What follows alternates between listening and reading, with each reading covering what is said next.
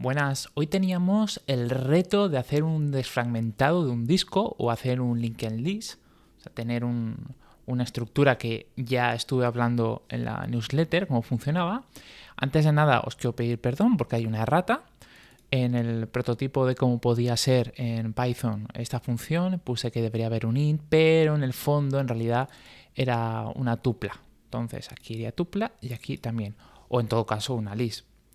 La cuestión es que no era una lista de enteros y yo creo que más de uno tal vez la haya confundido cómo tenía que trabajar, porque lo he estado viendo en algunas de las soluciones que habéis colgado en Twitter. Bueno, dicho esto, pues os voy a enseñar cuál ha sido mi solución. Por un lado, he tenido que recurrir, como siempre, a importar la librería que me permite utilizar Redux. Y a partir de aquí, pues bueno, me he dado cuenta de que tenía que trabajar de dos maneras diferentes. O sea, por un lado tenía que obtener cuál era el primer nodo o el que tenía el inicio más pequeño para yo tener el inicio. Y por otro necesitaba una función recursiva, la que se llamaba a sí misma, que fuera capaz de montar la lista completa y ordenada. Y todo esto, ¿por qué? Es muy fácil resolver esto con un while o con un for. Bueno, en este caso sería más apropiado un while. Y ir modificando o ir añadiendo a una lista.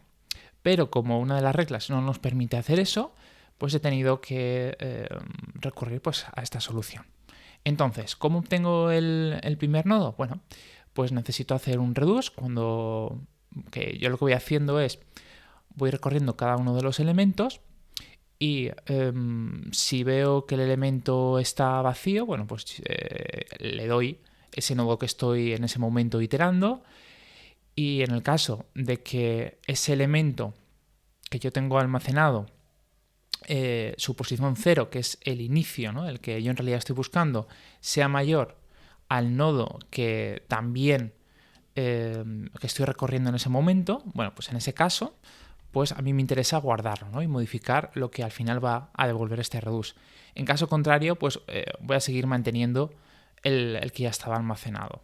Entonces, una vez yo ya tengo he atrapado el primer elemento o el más bajo, ¿no?, en longitud, que en este caso sería este, que en la primera, aquí está, no estaba buscándolo, en la parte desordenada, pues tiene un 1 y ya luego viene el 3.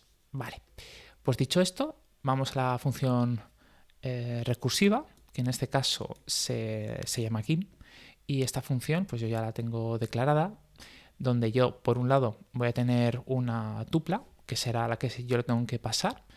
Esa tupla será la que yo utilizaré para añadir el siguiente elemento, ¿no?, el next. También le pasaré el bloque entero con toda la lista, lo que sería este de aquí.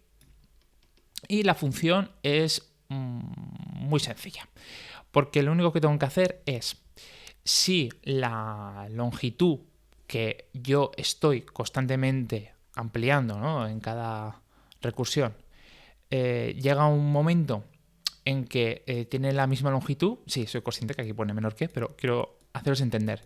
En cuanto esto ocurra, o sea, lo que yo estoy ordenando ya no es menor, entonces esto termina. Ya no necesito seguir ejecutándolo y por lo tanto lo devuelvo. En caso contrario, o sea, que esto se cumpla, es cuando hacemos estas tres líneas. Por un lado, yo necesito almacenar o tener preparado cuál es el último elemento dentro del nodo. O sea, digamos que dentro de la lista ordenada yo necesito saber cuál es el último. De aquí lo rescato y lo guardo, ya que dentro de ese último elemento tengo la llave para buscar el futuro siguiente nodo. Vale, ¿y cómo tengo el siguiente nodo? Pues un filtro, así de pequeño.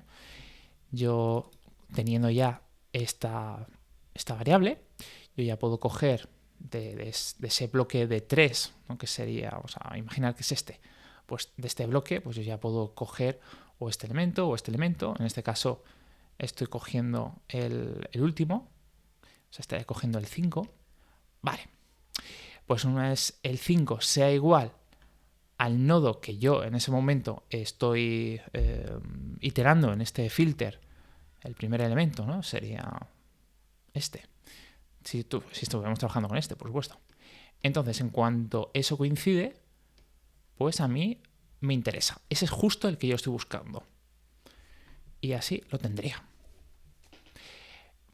Una vez hecho eso, pues ya hago la recursión, llamo otra vez a la misma función, le paso la lista que yo le he pasado cuando se ha llamado la primera vez, pero le añado una tupla con el siguiente elemento, o sea, lo sumo. Y esto lo que hace es concadenarlo. Así, en la siguiente recursión, pues yo voy a tener esta lista, pero con este elemento nuevo. Y así ir aumentando. Y como siempre, voy a mantener la lista, que sería la de disco, esta, que esto nunca varía. Vale. Cuando, lo dicho, esto se va ejecutando, vuelvo a llamarle aquí, esto no se cumple, se ejecuta.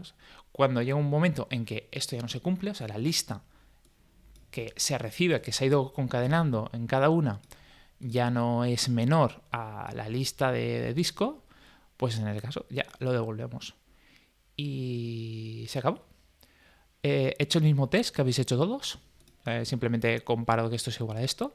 Creo que he sido igual de vago que vosotros. En lugar de crearme una lista alternativa para probar varios casos, he dicho, pues cojo esta que ya existe y a otra cosa. ¿Qué me ha parecido muy interesante de este ejercicio? Pues cómo al final se ha creado una estructura, al menos en mi caso, utilizando Python, donde he tenido que recurrir a una función dentro de una función para poder hacer el reduce y luego he tenido que hacer una recursión dentro de esta propia función para que me sirviera de apoyo, ¿no? Para evitar tener que romper la regla de mutabilidad. Y otra cosa que me ha parecido que no hemos tratado ninguno, yo el primero, es que no comprobamos que esta lista se cumpla. O sea, no tenemos nada que nos diga que no hay un nodo hueco. O sea que, por ejemplo, yo aquí tengo un 0. En este caso ya no sería posible completarlo. Y de hecho, en mi caso, se quedaría atascado buscando el siguiente nodo hasta que acabara el ejecutable de Python y me dijera, oye, te lo he cortado, ¿no? Que tienes aquí has superado el límite de recursiones que puedes hacer. Y nada más. Espero que el siguiente reto lo podáis resolver porque ese me ha parecido muy divertido, tanto de estudiar cómo lograr generar un hexadecimal, como luego el proceso, ¿no? Para llegar allí a nivel de programación, ¿no? Cómo hacer ese software. Hasta luego.